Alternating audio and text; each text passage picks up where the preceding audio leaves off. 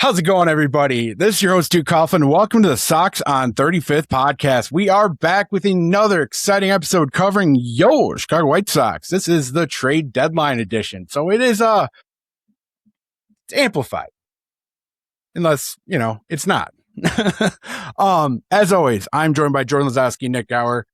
Gentlemen, how are you doing? And thank you guys so much for covering the Luis Castillo trade. I was very inebriated in the woods at the time that trade happened. So I thank you guys for being able to come on here and be live, if both of you were. Well, I'm glad someone had a good weekend. Apparently it was such a good weekend, you don't even know who was on it. Yes, both of us were on it. I'm sorry. I've been playing catch up since I woke up today. But no, I'm glad you had a good weekend. But overall, I'm doing good. I can't complain. Got plenty to talk about trade deadline, of course, and that'll be fun. But other than that, Duke, I'm glad you had a good weekend. It was good, but my friends really like to screw me over, if as far as a better term. Drank a lot of Johnny Bootleggers, which is awful, and Pink Whitney was basically all I was offered while I was there. So I really didn't have a choice but to have a great time. But boy, did I feel You it. sound like a 27-year-old, maybe. Nick, how was your weekend, buddy? Very uneventful, honestly. Most exciting thing I did was the emergency podcast episode for Castillo. So excited to be doing this one again. Nothing, no inebriated days in the woods for you? I barely left my apartment. Not really, no. To be fair, it's tradition. It was my buddy's land. He's there. We go there for his birthday every year. And we were like 2 weeks late to doing it. So we had to go to the woods, had to get hammered. May have gotten picked up by a designated driver and gone to a campground and gotten to other shenanigans. It was a fun weekend. My buddies did take my phone away because I was ready to go live after Luis Castillo trade, which would have been an awful idea for everybody involved. But regardless, pretty stoked about that one. But we're going to talk about that because we have quite a bit to cover in this episode. Surprisingly, trade deadline. As of late, we're not selling. But before we get started, be sure to subscribe to the podcast on Apple, Spotify, YouTube, and anywhere else you get your podcasts. Also, be sure to check out the website soxon35th.com, as well as following us on Facebook, Twitter, and Instagram at soxon35th. And be sure, seriously, to subscribe on YouTube so you can jump in this chat and chop it up with the boys, because we've got a lot to chop up here. The trade deadline, depending on what your expectations were, could either be an A, an F, or probably the more realistic B minus C. Nick, kick us off. How did you feel about the White Sox trade deadline just right off the jump? Yeah, I feel whelmed by it, like not over or underwhelmed, because they hit their needs. Like they got everything they really needed to get. But at the same time, I was kind of hoping for just one more move, maybe whether it was the starting pitcher or, just one thing that maybe pushed them over the top, especially because Cleveland was actually fairly active and I think did a pretty good job overall. So it's not a bad deadline. I mean, they've had far, far worse deadlines over the last 10 or so years. But it also, I'm not sitting here ecstatic about the next couple months either. Like I'm just whelmed. Yeah, whelmed is a good word. I was going to go with like meh, or like, I think about when we had I think it was this offseason where we had like our offseason grades, and I just kind of sat there and said, like, I don't want to confuse like quantity of moves with quality of moves. I feel like that was this offseason. And that kind of felt like this trade deadline too. If you go move by move, just to kind of grade it, the Castillo move is probably a B minus C with the potential to be more. Huascar Brazoban, that's probably nearing the A territory. That's a really good move. Doyle's a pass grade. I can't even give that a letter grade. And Joey Bart is also a pass grade. Like you just did things that technically make you better. I feel like a broken record. I said this at the offseason. You did things that made you better, but don't confuse quantity with quality. And I think that's where they're at. I don't know, Duke, I'll let you kind of give your thoughts before I get too deep into it. But the idea behind not wanting to sell everything and not mortgaging the future, I get all of that. But with such an uncertain future, and I know that's probably what played a part in it, but with such an uncertain future, I kind of wish they would have done a little bit more. And I definitely felt that way when I saw what the Guardians did, like right at the buzzer. So, Well, it kind of goes along what I've been talking about, like the last few months, really, as we started kind of being a real competing baseball team. I said over and over again, this trade deadline is going to say a lot about where Chris Getz sees the organization currently and how much he's prioritizing, waiting to press the button because he still feels good about a lot of the future prospects. And I think that's what speaks volumes here for me. Now, did Chris Getz do exactly how I would have done the trade deadline? Probably not. But honestly, if we're looking at a deadline where you still have a lot of young talent kind of in the wings, and I'm just trying to get a backup catcher, another controllable starting pitching arm that has, a little bit of boom or bust, but don't have to give up a ton for him, and a bullpen arm that is proven to be good on a really bad team and is worth a look over here to see what he can do. And you right the wrong of Sir Anthony Dominguez, who I was a huge fan of. I was a huge fan of the signing. I can take that on the chin. It's fine. I still thought, we were going to kind of running through this season at the very least to see what he could do for us, especially when it comes to playoff time, see if we can get him in a groove, get him in a roll. Still going to be sick about the fact that we never really made him the eighth inning guy. We really tried hard to make him the closer, but there's no use crying over spilled milk, especially when you get a guy like Luis Castillo, who the only reason his value is down this offseason is because he's older. There's no ifs, ands, or buts about that, and that's going to be the biggest argument against this. But he's kind of having an outlier of a iffy bad season. He's not looked like Luis Castillo of old. But the big thing when you look at Luis Castillo and what he brings to the table is he hasn't lost any velocity. He's not necessarily a guy who's going to walk a ton of people. He's a guy who's going to rather give up runs than try to just give free walks on the base pass. He's going to attack the zone. He's going to, famously, like he did against us a couple years ago, he's going to throw like 40 fastballs in a row just because he's feeling it. And, honestly, I feel like this rotation can use something like that. Personality wise, I feel like they're probably different, but it kind of reminds me of about like what you get out of like a Lance Lynn type pitcher, a guy who's going to attack the zone. He trusts his fastball probably more than he should, but he still does have good zip on his fastball. And he's a guy who has proven on a lot of Seattle teams that underwhelmed or kind of choked towards the end that he can be a constant in the rotation and be a trusted guy in the rotation. Yes, he's having a down year right now, but I feel like a winning culture and just kind of getting out of the Seattle purgatory of basically falling on their face every September, being able to kind of move on from that and get onto a young upstart ball club. So I'm actually really intrigued in that. And that's why he was somebody that I brought up quite a bit in our last trade deadline episode where we were talking about potential targets. I mean, he can, but it being the only thing, I guess, kind of gets back to your point of like, it said a lot about what gets things to this team. I think I don't know. I sit back, and again, it's not like it was a bad deadline. I don't want to get that point across. I think we put the fan poll together kind of right before we did this, and I think the general reaction has kind of been the same of, yeah, that B, C tier, and I think that's about where I expected it. I think that's fair, and I don't disagree, but my concern with it comes more from the standpoint of I feel like the Guardians had an A deadline. And even the Twins didn't have a bad one. The Twins probably had a BC deadline themselves. So with the future that is so uncertain, you just I would have liked to see them do a few more things. So let's say like they lose a significant portion of the season next year. You lose development time on your these prospects you love so much, and they get a year older. That's a problem to me, right? Like, I think that's something that you have to take into account. You don't know what 2027 looks like for baseball.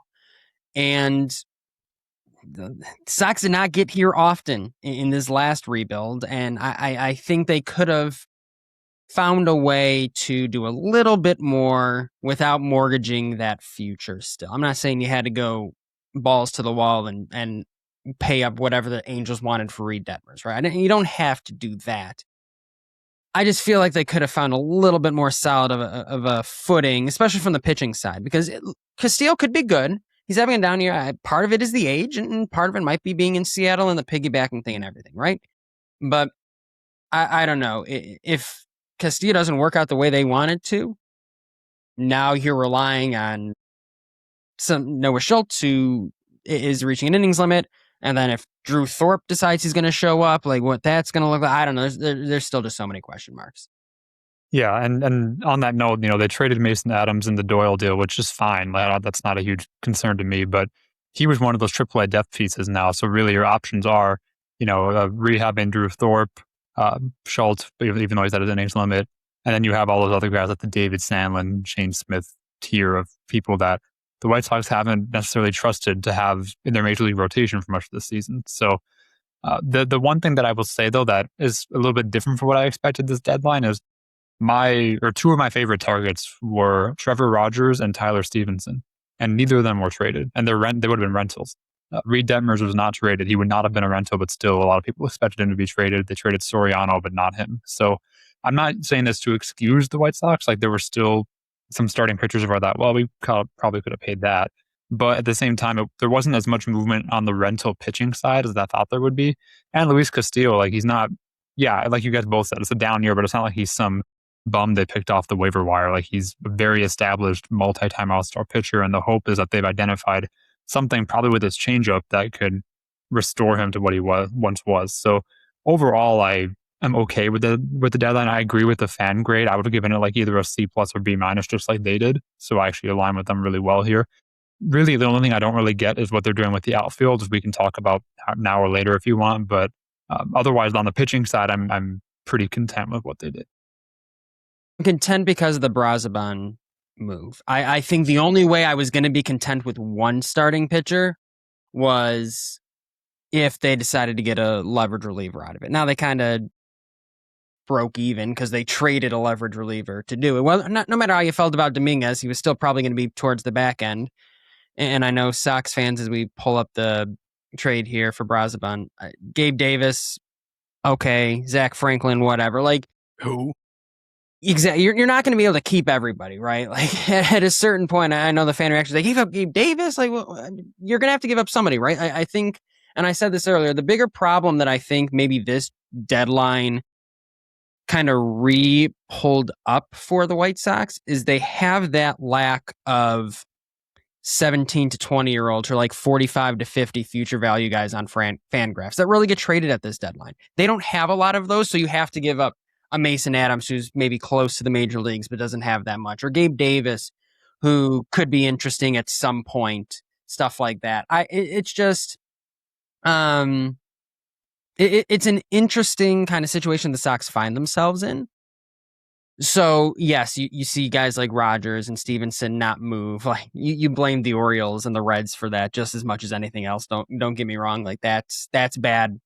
That's bad work by both of them to not move your rentals.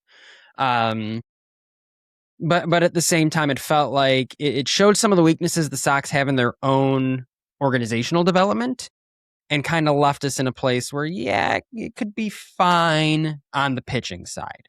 And like I said, I think the Brazaban move was the one that did that for me.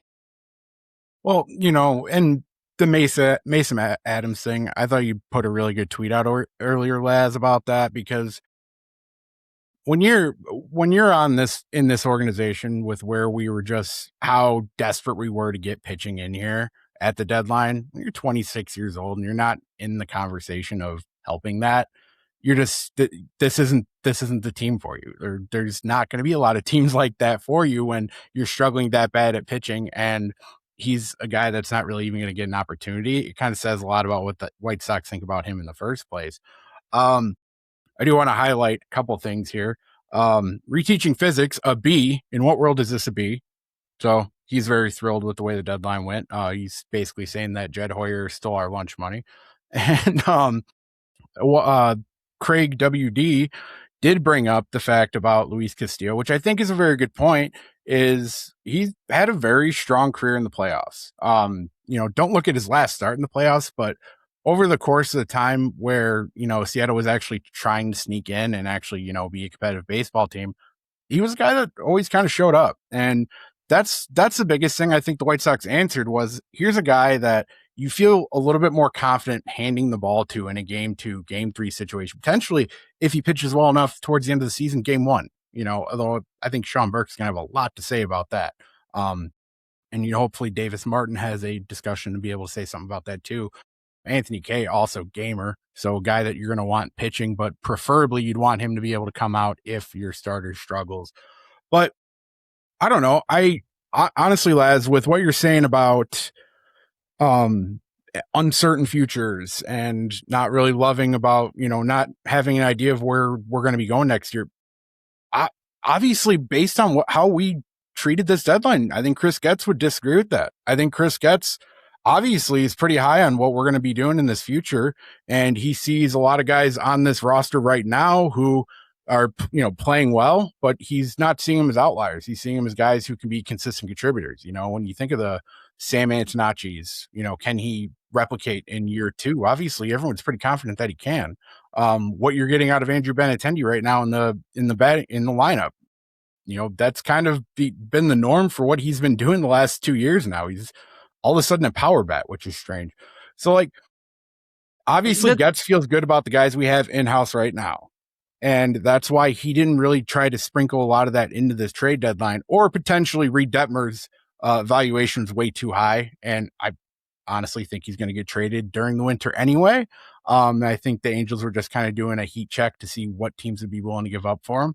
But it could be a situation where Chris Getz is pretty confident where this team can be next year. And maybe he wants to see these guys actually go to the playoffs and try to do it themselves before he spends high-level talent to be able to bring more in. The problem is, though, you got two things. Number one, the playoff ERA with Castillo. I get it, but you got to get there first. And you have a 3-game lead on Minnesota and Cleveland. And Cleveland went out and got Foster Griffin, who is a lefty, and lefties have given you fits as an offense for the White Sox. And they added a couple power bats to their lineup, which was their biggest issue in Nathaniel Lowe and Joe Adell.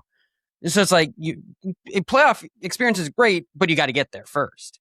And it's not a bygone conclusion that they are. And the second piece is, I'm sure Rick Hahn felt the same way about, well, we got pieces here that'll be great for a couple of years, and you just don't know that for sure. It's not like I'm saying it was a bad deadline, right? It was a passable deadline. You improved at your weaknesses: starting pitcher, relief pitching. You got an outfield bat, which we can talk about. And you improved on the bars on the floor for catching, but you improved at catcher. You did get better. So it's not a bad deadline. That being said, it's going to be a dogfight, and you really didn't help yourselves that much relative to what Cleveland and even kind of Minnesota did. So you're kind of, I get not wanting to mortgage the future. I'm not saying you should have traded a Braden Montgomery and gotten some big deal from that. It's just more so I would have been maybe a little bit more willing to move the Billy Carlsons, the Jaden Foskis, those type of guys that it sounds like they really weren't willing to move, because the future, with an uncertain future, you just don't know if you're going to get back here. I'm sure we all said some dumb things about the 2021 White Sox, about how they'll be back again and it'll be fine and things like that. And yes, you trust the development's better this time around, right? But we've been burned before. So I just would have liked to see a little bit more on the side of, not mortgaging the future that's on the team right now, but within reason, mortgaging a few pieces that reasonably don't fit in this puzzle that perfectly. Yeah, I think that's a good point, because like you said, it could be Billy Carlson, but it doesn't even have to be someone of that caliber. It could be a Javier Mogollon, someone who's 20 years old and high A with an 800 OPS and has some pop. I'm not saying that would have gotten you, a Reed Detmers, but it could have gotten you a rental starting pitcher, perhaps, if he's part of that package. So and there's definitely more. We barely touched our top 30. So that's They traded Boston Smith, Mason Adams, and a bunch of throw-ins. I guess Gabe Davis too, and a bunch of throw-ins. It wasn't that much. And to Jordan's point about 2021, that's something that I remember being very upset by at the time. I was upset by how after the White Sox lost that series to the Astros, everybody was like, "Well, that sucks. We'll get them next year." And it's like this team has major flaws that I feel like we aren't addressing. And I don't feel that way about the current team. To be fair, I mean it's too early to say, like how they're set up for the future or not set up.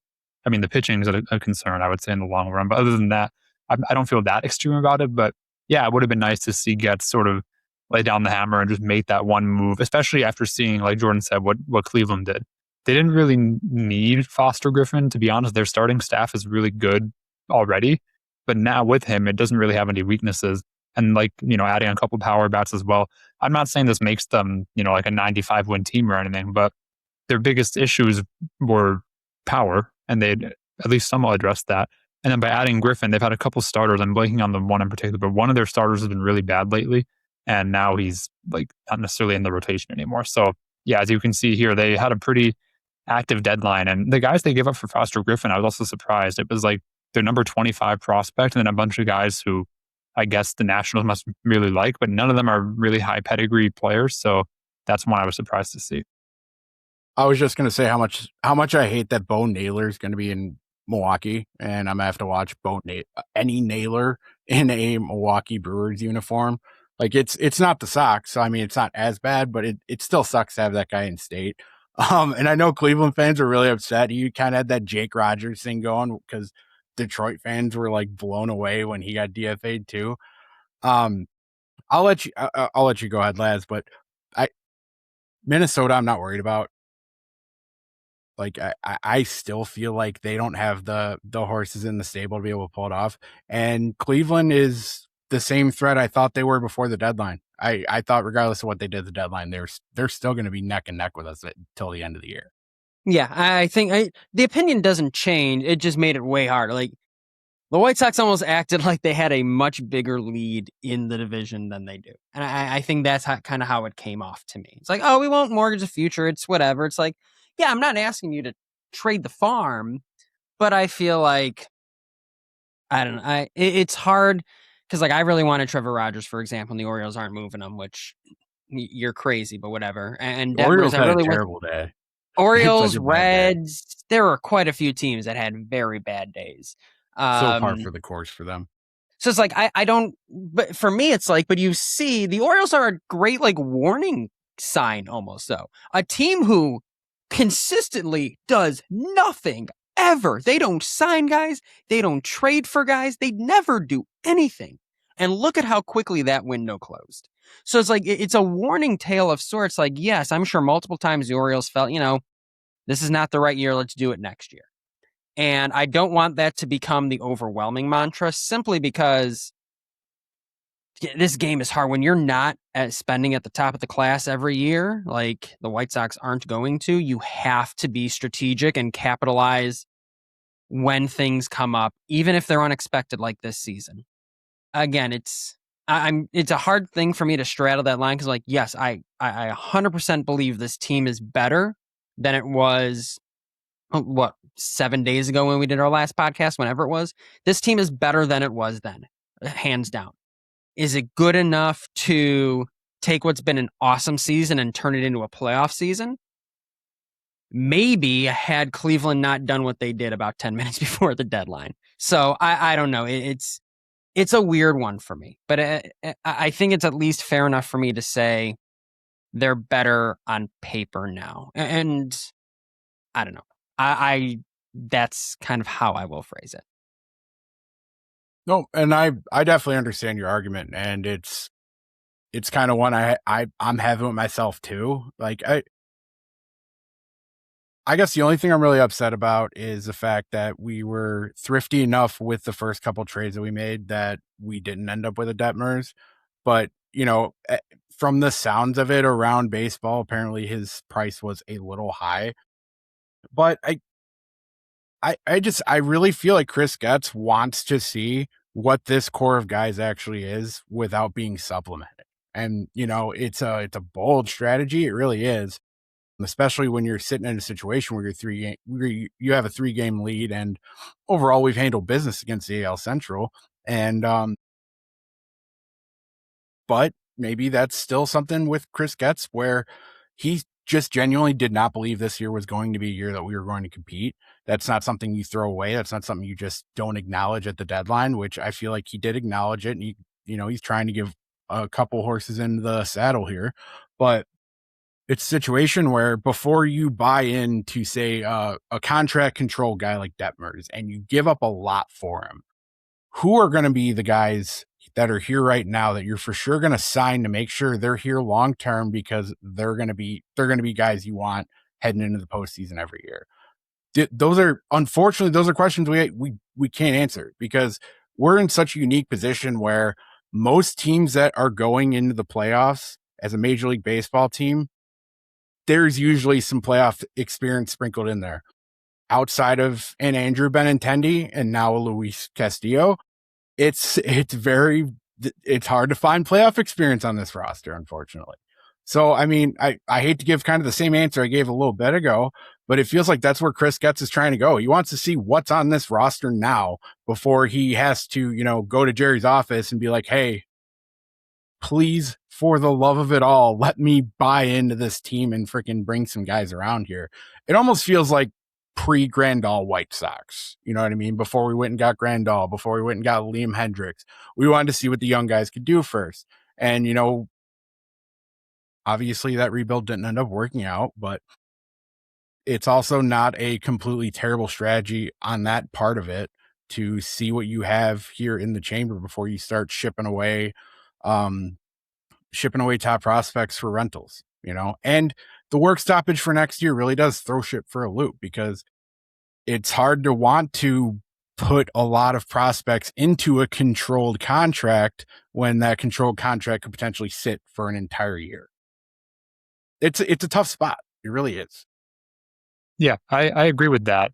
The only thing that I would push back on a little is the whole idea of seeing what you have and going from there. Like, that makes sense, but maybe I'm overreacting, but then I don't understand the idea of trading. Doesn't matter what you trade, but trading for Brenton Doyle and DFAing Everson Pereira for him. Like, Pereira is the textbook example to me of a guy where you should see what you have. Like, he has pop, he can play center field. He's like a fairly intriguing player. I'm honestly pretty shocked that they DFA'd him rather than giving him the rest of the season. And don't get me wrong, I know who Doyle is. I know he's an incredible defender and all that, but it's more so like, if you want to see what you have, Pereira's the kind of guy where if Tristan Peters is 6 for his last 65 or whatever it is, give Pereira, 3 straight starts in center field, regardless of if it's lefty or righty. See what he can do.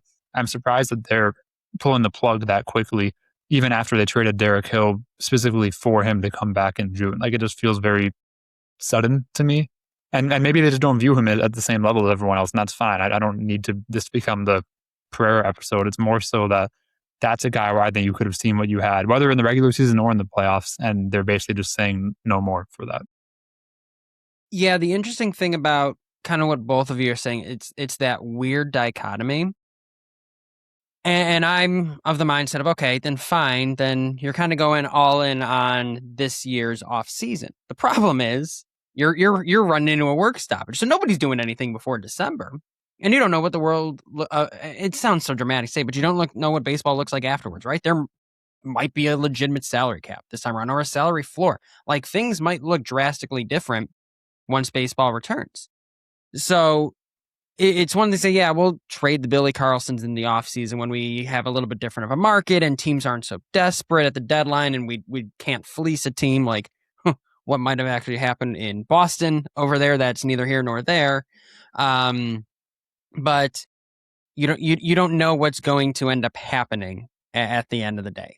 And you don't know what it looks like next season and things like that. So it's pushing it down the line, and someone said in the comments, like, this is our 2020 year. Like, I agree with that, but don't you look at 2020 and like, man, if they had just gotten one little bit better of a starter, they could have won that game 3 against the A's, and that would have been awesome. And then it would have sent them up just a little bit better in 2021, and then who knows what would have happened. But like, and that's what's so crazy. And it's like, I don't want to act like, oh my God, the sky is falling, right? Like, I feel like I'm giving that off, and it's really not that way for me. Like, my mind would be completely changed if they had traded for like Dustin May instead. Like, it would have been like one additional arm would have made me feel like Chris Getz was ready to kind of in his own way go all in on this team, without going all in, right? Like it just left the way it was approached left a few additional question marks of who's going to be handling the rotation on the year. Like Schultz isn't going to finish the year in the rotation because he's going to be on an innings limit probably relatively soon. So who is it going to be? Is it Drew Thorpe? Is it Shane Smith? Is it Eric Fetty comes back? Like it would have just been nice to answer a few questions a little bit more concretely, I guess. And again, it's we're splitting hairs at a point, but it's like splitting hairs is still the difference between like if you want to view it as your 2020 year, winning against the A's and losing against the A's. So it's like that's something as small as one additional move can go along. See, that would be a great argument for me if I wasn't fully under the impression that Rick Renteria had all that he needed to be able to win that series, and he just completely destroyed it himself. So fair argument. That last playoff game against the A's was some of the worst managing I've ever seen, and it was because I don't want to rehash history, but putting that much. I've never seen somebody panic like early live. in the game and then having it backfire and not having a backup plan. Holy smokes! Unfortunately, just the panic it was that looked like that game operated with. Again, not to rehash history, but the panic of, oh my God, Cease gave up a run in the first inning. What do we do? And now Crochet's hurt. Oh my God, what do we do? It is funny to look back in hindsight, but it's a Duke. To your point, it's a fair argument. I don't know. I in reading the comments, I always like reading these, and I like what you guys have to say. People are on both sides of it. Some are like, hey, I'm afraid Cleveland won the division today. I got people in my comments on Twitter who are saying that. We got people here who are like, hey, old Norseman 225 is like, hey, being that there might not be baseball, it might be smart what they did. Like, I kind of get both sides. It's like, I feel like they could have just done one more thing. And this entire it's not even an argument, or like this entire conversation is just a little bit different with one more piece. I don't know. The Brenton Doyle one is still so interesting to me too, because you really didn't give up much. But what's the evaluation point there? It's what are you hoping to get out of him? Like a backup outfielder and Tristan Peters insurance? Okay, that's fine. But is that really what you needed? Could you have used Mason Adams elsewhere? Like, this is an example for me of like, no problem trading Mason Adams, no problem moving forward with that. It's more so like, if that's how you chose to spend it, rather than, hey, maybe a different starting pitcher, whatever, like Nick, to your point, you probably get away with Pereira and call it a day in that sort of role. If you're hoping he's a starter and now you don't trust Tristan Peters long term, that's cool. But I don't know. I just, there are, again, so many still questions with me, while still being a passable deadline, to be completely clear. Well, and I think that's a good point, because, you did bring that up earlier about Pereira. Obviously, this is a guy the White Sox have kind of been keeping an eye on, because it's not like he was someone who was just actively shopped all throughout the market, or there was any rumors really about Brenton Doyle. Like, I was shocked seeing that name come across, and I kind of had to do a quick check to remind me who he is as a player. Actually, I had a buddy who's a Rockies fan who is very upset about the fact that they lost Brenton Doyle. Apparently he was a glue guy, but it kind of goes back to, what in the world are the White Sox doing with the outfield? Because I've been asking myself this all year. But I think, and you hit on one of these points, Laz, and it's something we talked about before, and God, it felt so crazy. It feels crazy to talk about, but it makes you wonder how the White Sox kind of feeling about Tristan Peters right now, because we are continuing to, we kept a lot of outfielders on this roster through the trade deadline, and we found ways to bring them up. So like, we have a lot of outfielders on the roster right now. And you would think with a guy like Tristan Peters, who, if they were confident in what he's doing right now and what he can continue to do, and we're not hitting the dreaded, Linsanity run discussion, maybe there is some worry there about center field. And maybe that's why we continue to see guys kind of move in here, because maybe they don't profile Tristan Peters to be all that great as a power bat, and kind of see it as something where, he got good contact on a couple pitches, because most of these pitchers probably gave him a meatball because they thought he was going to try to hit a grounder to get a first, move a runner, try to hit a gap to get to first base, or he was going to bunt. because that was kind of the whole joke with Tristan Peters early on, was he was going to bunt. So maybe with that scouting report changing, that's why we're seeing a little bit the difference in Tristan Peters. And when you look at what Jesus, I'm spacing on the name, Brenton something that we just traded for. Brenton Doyle from Colorado. It's okay. I host a baseball podcast. So why would I know these names? Well, when you look at his total profile, fast guy, great glove, has not had a chance really this season to get his bat under him because he was returning from injury. That kind of fits a little bit of what the Tristan Peters mold is, except Brenton Doyle's got a little bit more proof in the pudding of what he's been able to do. So I'm not sure exactly what we're going to be doing in the outfield. I'm not sure exactly who's going to be starting center field long term. And I'm not sure if we're eventually going to try to move Sam back more into the infield. I'm a little confused on those. Those are still questions I don't have answers to. But Nick, how do you kind of feel about this current situation, and where do you feel like this Brenton Doyle trade was something to bring in to where they felt better about him than where they feel about Pereira here in the short? Yeah, I mean, it must be that, right? Because when you look at it, like I tweeted out as a joke, like, welcome back, Adam Engel.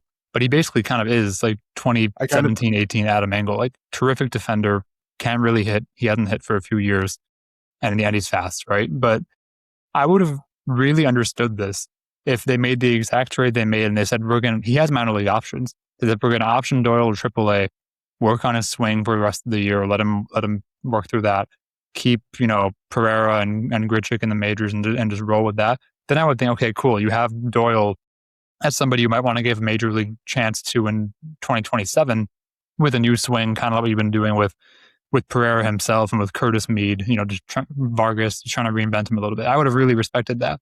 But instead they're saying we want to have him in the majors. Trade deadline name. I'm sorry. Getting hurt right away is crazy. Right. Yeah.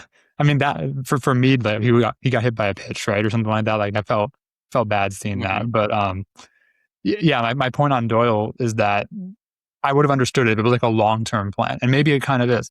But instead, they're saying he is currently our second center fielder, essentially, and he's the guy who's going to pinch hit late in a game when a lefty is up against Tristan Peters. Like, I don't like that because he's not a good hitter. And he's not a power hitter on top of that. Like, that was my biggest, maybe, if there was one thing I wish the White Sox did that they didn't, other than pitching, it was get someone who can swing a bat late in games. Randall Grichuk's fine, but if it's a lefty, and that's really the only option. And I guess now Brenton Doyle, who's not a real home run hitter. So I just, that would be my biggest gripe if I had one, is just to your point, Nick, like, if this might be a long-term play, but at the same time, it doesn't help the short term either. So it's so weird, the situation things are kind of in. And I know that's a function of this team was not supposed to be in first place at the trade deadline when they started this year. And I completely acknowledge that. But I do think at a certain point, you got to react to the new set of facts that are in front of you. And I feel like they tried to do that and then still left things like the Brenton Doyle one where I'm like, all right, like, cool. Could be the future center field if Peters doesn't work out. Doesn't help for when the Sox are down 1 in the 9th with nobody on base and you need someone to just run into one. And your options are Drew Romo, Brenton Doyle, and Randall Grichuk / Austin Hayes. So.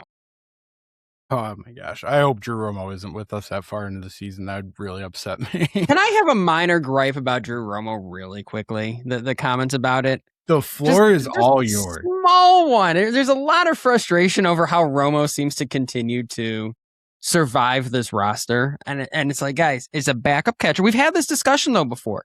When they first sent Caro down, or were considering it. Like, Romo and Caro both can't hit, but Romo can defend. So Romo stays and is the backup. Like, Caro continues to try and work on things in the minors because he has more long-term potential than Romo does. So you just have to play it that way. Like, the difference is stark enough between the two that it makes sense. And I think if you compare Bart and Romo and Caro, Bart is very clearly the best of the offensive options, which is a crazy comment to say, but he's also a really strong defensive option too. And the two that look the most similar here, if I'm just playing spot the difference with Baseball Savant, it's like, yeah, from a defensive standpoint, if you're just looking for a backup, Romo's clearly the stronger backup catcher between these two. And again, we've had this conversation before. It does Caro much better to work on things in the minors on a consistent basis with consistent at-bats than it does to be the backup catcher on this team. End of rant. To flip that point with that chart, man, is Drew Romo's hitting profile dire on Savant. Horrific. My goodness. I didn't realize it was that bad. But they're putting up essentially equivalent numbers at this point. So, like, sure, Caro's having better at-bats. I'm not going to disagree with that. But if he's going to do it twice a week, I don't care how bad Romo's at-bats are twice a week. Like, I'm more concerned about it the rest of the lineup's doing at that point. So I guess I get what you're saying. I would probably put Joey Bart more in the, I want him to replace Romo just to be solid catcher, backup catcher. And he will once Steele comes back. Yeah. I do feel like, and unfortunately it's only in like clutch moments at random times, but there's still just more there with Edgar Caro as far as a hitter. And like, that's what we're desperately missing at catcher. And I feel like bringing in a guy like Joey Bart gives us a little bit more wiggle room because he's really good behind the plate. I like what Joey Bart does behind the plate. And I think he would be the easy Romo replacement because he does everything Drew Romo does to an elevated level. And then your other catcher is a guy who can get hot with the bat at times. Apparently he came into spring training like 40 pounds overweight, Edgar Caro, but shout out to, Twitter rumors on that, but I do think Bart will eventually make the perfect backup. Like, Teal will still be the starter. They haven't changed anything about that. Teal's the starter, Bart's the backup. Then everybody can say goodbye to Drew Romo. Like, I guess that's fine. I completely agree. Quality of at-bats, Caro's are better, but when you're only doing that twice a week and the numbers aren't sticking, then you kind of just have to be like, listen, let's just do the defensive route and call it a day, which is what a backup catcher is meant to be. I don't know, Nick, unless you completely disagree with me, please stop me and call me an idiot, but I don't know. No, I mean, I agree. I understand why fans feel the way they do, though, because even though Romo's numbers on offense are basically the same as Caro's, they're very inflated by like the first 5 games Romo played. Like, he was so good in those first 5 games. I'm sure his OPS is like 400 or something since then, which that man got a moment card for his first 5 games. Yeah, he had like 4 home runs or something like right off the bat. But one thing I'll say about Bart, though, that you guys haven't mentioned, but I think is important, is if you look at on Baseball Savant, like the catchers who are best and worst at ABS in terms of like net runs, Caro 78th out of 79. We've talked about this before. Romo 71 out of 79. So obviously they're both very bad.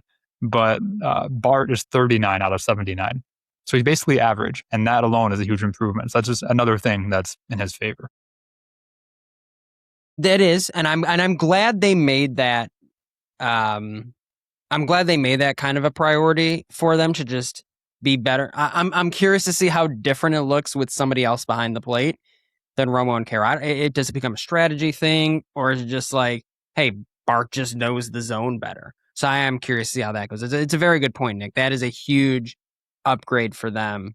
So again, just simply by not being bad. Like it was the tweet I sent out. Like, it's better than it was before was kind of the mantra the team took. And then this is kind of where it most concretely showed itself. Also, just thinking like at a strategic standpoint too, if you get late in the game and say you start Joey Bart for the first 6-7 innings and you're able to toss a pinch runner out there and still have a somewhat competent catcher that could potentially still hit in the game, I would rather that be Caro than Romo at this point. So it's if Caro is just cold for a week or cold for a couple games in a row, goes the old 0 for 8 with 5 strikeouts in 2 games, then yeah, you get a Joey Bart out there, but it does give you the opportunity later in games where you can pinch run and still have a guy who, for whatever reason, does hit clutch. Like, Edgar has been clutch. It's just basically literally everything else as far as hitting in these games. But I think I'm glad we got somebody, and it's somebody that isn't, someone you would find, in the wastebasket, kind of hanging around home, playing catch with his kid, waiting to get, that one more call, like the Jake Taylor, of, Major League. But I think it's enough. And I think it's a good also, dive into how they still feel very highly of Kyle Teal, and they did not bring somebody that is really any sort of threat to that. So, although Tyler Stevenson would have been great, I will say that. Again, I don't get mad at those, and Nick, you brought up a very good point. I don't get as mad at those because they didn't move them. Like I thought the Yankees were just going to get Stevenson because they were going to just be tremendously desperate and call it a day. And they're the Yankees, so they kind of have to do that a little bit more. They didn't. Nobody really did in multiple situations, which I was shocked by. Like I said, Orioles, foolish. Reds, foolish. Poor Mike Trout on the Angels. That just how that goes. But it's like, I don't know. To see like the dichotomy of how teams approach the deadline is always so crazy. It's always hard, and people are going to laugh at me when I say this. It's always hard to get so worked up over teams, what teams do at the deadline, unless you do nothing, right? Because like Reed Detmers, we've been talking about Reed Detmers getting moved for, my God, what feels like months now, and just doesn't go anywhere. And Trevor Rogers, I think I keep saying Tyler Rogers. Trevor Rogers keeps getting mentioned with the Orioles. He's probably moving. And then Tyler Stevenson, it's like crying, talking to their post-game reporter after the game because he thinks he just homered in his last at-bat with the Reds, and he's still like, it's so dumb how he's probably crying right now. Yeah, he's like, oh no, I'm stuck here. Like, it's so weird how teams approach the deadline. I think one other team that deserves to be mad is definitely the Brewers. It's reteaching physics mentioned in the chat, because the Cubs had a really good deadline, and the Brewers almost acted like the White Sox did in the same pace of, whatever. Like, we're in first place. Let's just go and be fine. And not really. I will say, I really like the Brewers. I like the Brewers bullpen more than I have in the last 5 years going into the playoffs now. Sure, but it feels like, again, it's like, it's just so hard to judge. Like, do you put your foot down and like, screw this, we'll give you whatever you want and just go at it and win it?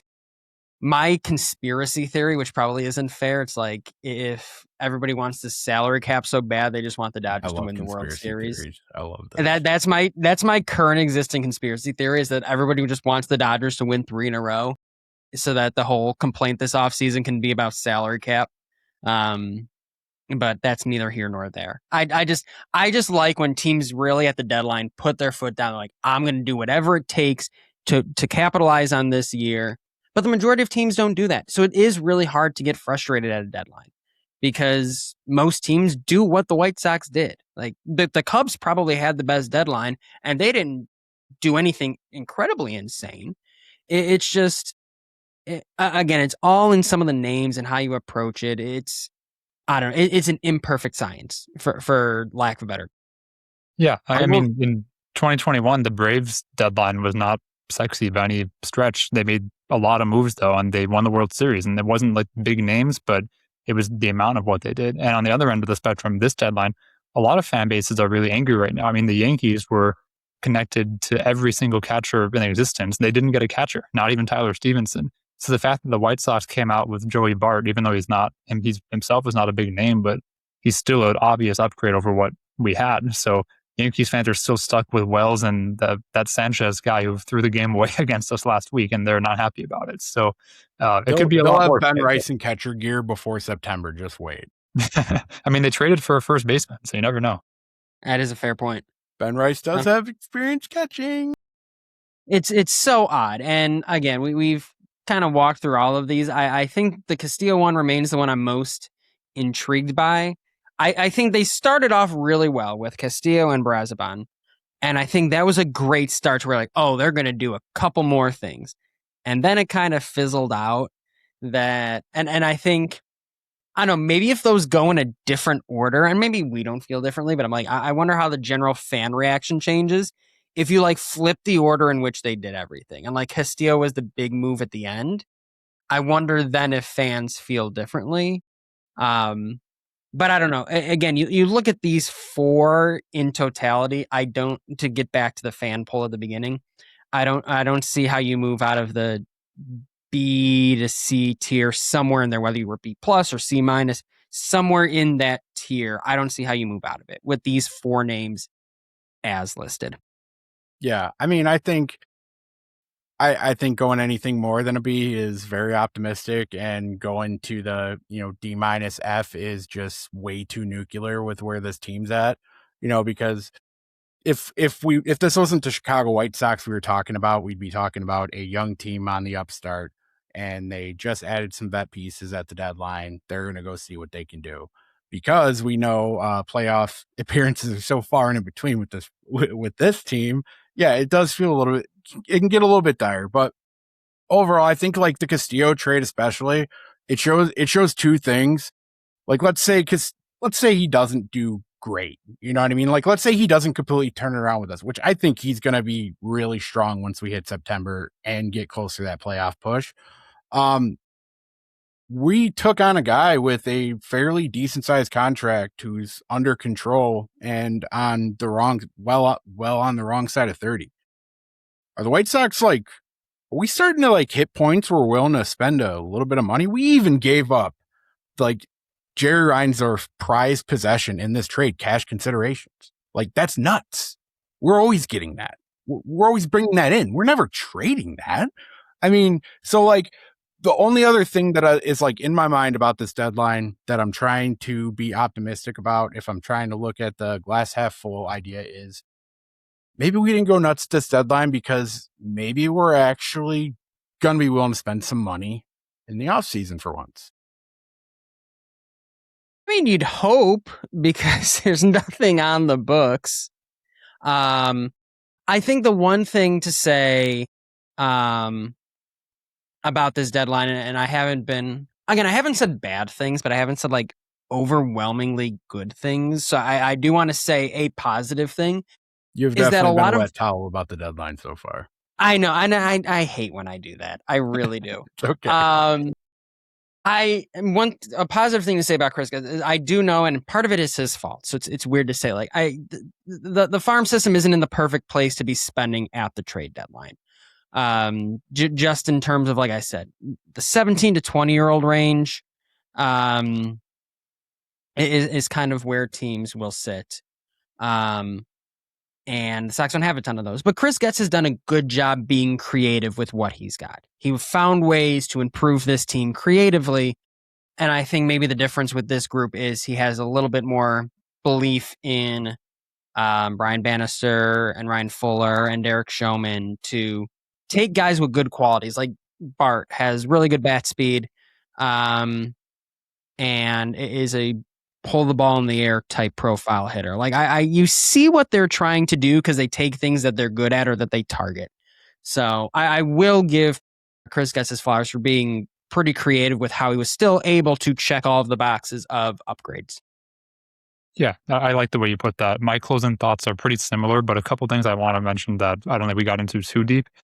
I'd said this a little bit on the Castillo episode, but now that the Braziban trade happened, I was actually I was more upset about Boston Smith, but I was a little bit upset about Dominguez only because I thought that he had finally figured something out in the last week. He was actually pretty good his last 4 or 5 outings with the White Sox.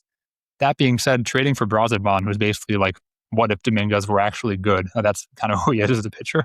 Trading for him and giving up very little to do so is a very, very solid move. So we didn't talk about that move a ton because I think we all kind of on the same page with it, but definitely that's a big thumbs up for me. He's a guy who I think the White Sox will use a few different ways. He could be a late inning option. The Mets use him as an opener sometimes. He can go 2 innings. He's a ground ball machine, gets a lot of soft contact. He's kind of exactly what the White Sox need out of a right-handed pitcher. And then the final thought I have about the deadline is a little bit going back to the catching situation. This is a quote that came out from Chris Getz while we've been talking 20 minutes ago, tweeted by James Fegan. But he said that on Kyle Teal, September 1st is kind of the rough timeline. as we move along, further along from when the injury happened, we'll get a better idea. But he will be back this season. We're confident in that, and that's a big boost. So if they really think that Teal could be back like first week of September, then that makes the Bart move make a little more sense too. They didn't need, the biggest name ever at catcher if they think Teal will be back that quickly. I agree with that. Yeah, I agree with that too. And I feel like that's actually really why we haven't touched on Brazoban too much, is because that is a really just solid pickup. A little bit of an older guy, but has played for Miami and the New York Mets for the last good while here. So him being able to go to a team that actually has a little bit of promise and competition to it, I mean, we could really, really get something there. And that's the ideal rental right there. It's not a guy you're probably going to be looking at this offseason being like, man, we got to find a way to bring him back. He's a guy where it's like, let's see what we can get out of him. And, maybe if he comes back cheap on a 37-year-old deal, hey, we're looking good. But we went about an hour just on the trade deadline. That's actually pretty impressive considering how underwhelming it was for most people. And I apologize to any Sox fans who are just horribly upset because the Cubs had a great deadline. Dude, you got to just eat it. I mean, they needed to do something. Everything the Cubs did today was what they should have done instead of signing Alex Bregman. So they were just making up for lost time at this point. So seriously, don't be upset about that. Plus, it's the Cubs. We all know what they're gonna do. So we definitely gotta talk about August 8th, boys. Ozzie Guillen, like well overdue, is finally getting his jersey retired. One of the better ways to the way they just bombarded him with it on the broadcast originally too was just great because they knew he'd be emotional. And they had Scotty Pods, who is just typically in the booth, from time to time. So like completely threw him through a loop. Regardless of how you feel about trade deadline, go down to the ballpark on August 8th and celebrate Ozzie Guillen.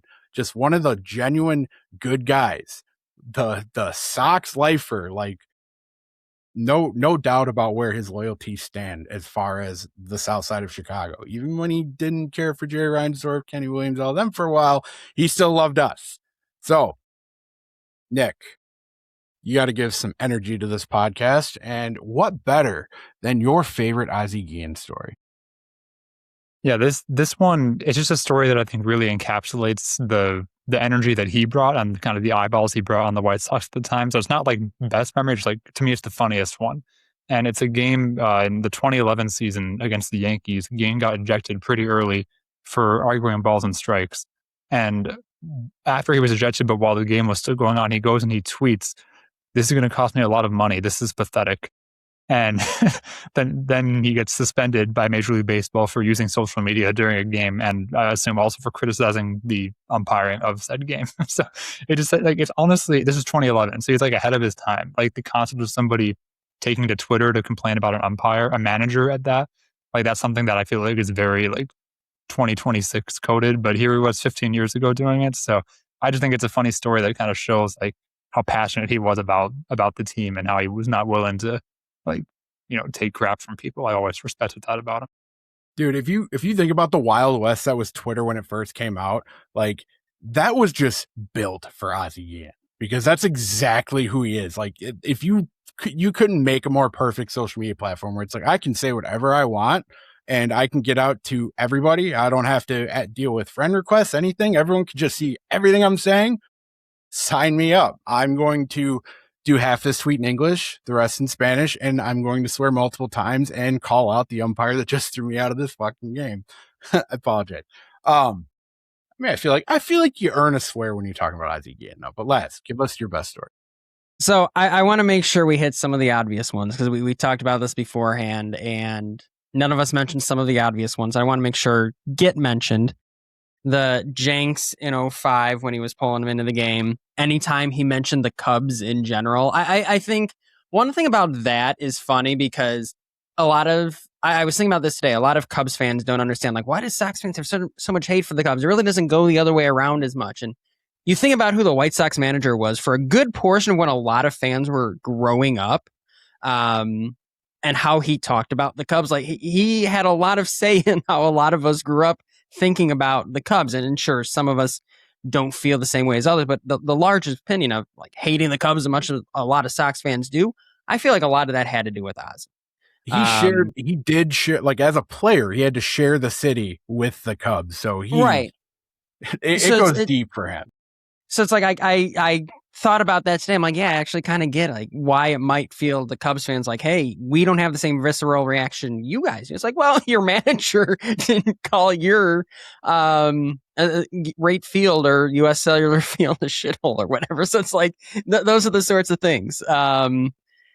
The other two things I want to mention are few. I have a favor, I promise. These are all the honorable mentions. You can't pull fat, one of my favorite lines ever. These are some of the more recent ones. Most of the 2023 and 4 seasons where they were just terrible and he was just doing whatever he wanted and saying whatever he wanted on air. Even Chuck got into that. Those were great years. Him and Chuck were great. And then one last personal one, when we were doing those NBC hits still with the studio, we would do like those pregame and postgame things. He at one point called me Dylan Cease with glasses, and that was pretty fun. My favorites though are both like, as a coach, you can kind of feel it and like understand it. That number one was also from 2011. He had a blow up early in April regarding the bullpen. Just no one was doing well as a closer and things like that. And he was so upset with media. If you watch the clip of like the media, like he's like, yeah, we don't have a closer. We can't really figure out what's going on here. I'm trying everything. It's not working. And then they're like, what about Matt Thornton? What about this guy? What about that guy? And he finally just blows up. And I'm paraphrasing so we don't get demonetized. But when we do well, they send the players out here and you guys treat them like heroes. When we F up, then they send me out here to deal with you guys. And then he just gets up and walks away. It's like, yeah, that's hilarious to me. There's like, and you see how managers deal with it nowadays, where it's like they're so nice about it and deal with it. You don't really see that blow up. They'll deal with the stupid questions. It was funny to see him be like, I'm done dealing with this.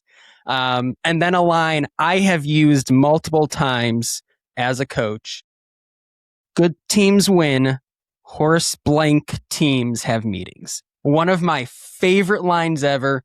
He used it early on when he was a manager, and he brought it up again when the Sox were terrible. That's my favorite quote of all time from him. I used to always love the back and forth between when they would interview the locker room and then they would interview him, or like they would cut it like for the news later in the night, where it would be Ozzie talking about, we're terrible. Like that's my fault. Like I'm obviously not doing enough for these guys. We're awful. And then it would be the players just basically talking about like, yeah, no, Ozzie's been really getting on our case. Like he has no ifs, ands, or buts about telling us when we're doing terrible. So it's funny how Ozzie would like try to protect the guys and try to put the blame on him in the interview, and then the players are like, nah, dog, he's ripping us apart. I think Konerko had a really good one where he was interviewing and he just was like kind of looked off despondent of like, yeah, no, he's been pretty angry lately. One small one. So I have 3 total. First one's going to be super short, and it's going to be when he got asked about Nick Swisher, and he decided to proclaim that he hates Nick Swisher with his heart. And this is years after Nick Swisher ever played a game with the White Sox. That one just hit so good for me because I couldn't stand Nick Swisher his entire time with the White Sox. He hit a home run from both sides of the plates that one game, and that was cool. But besides that, it was like, this is a guy that is the reason why Scott Podsednik's not here. And that's how I always viewed him. So glad he did that. And he's the fake. Nick Swisher's just the fakest guy on baseball TV. But I don't want to get into a big war of words with Nick Swisher. But there's the 2 ones that always stick out to me, and both of them were during his managing days.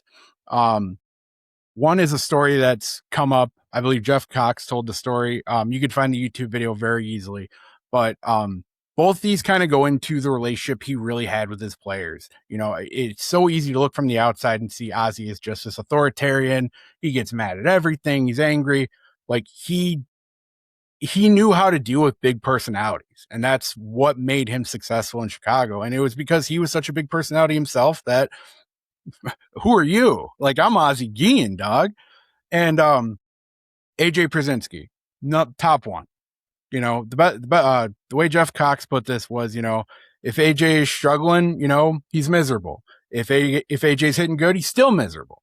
It's a story that's as old as time when you talk about AJ Pierzynski and the teams he's been on. Like, he's found ways to rub a lot of people the wrong way. He was always voted the most hated player in baseball for a reason. But Ozzie Guillen found a way to get this guy to stick in Chicago as long as he did, and it was because he was able to deal with them.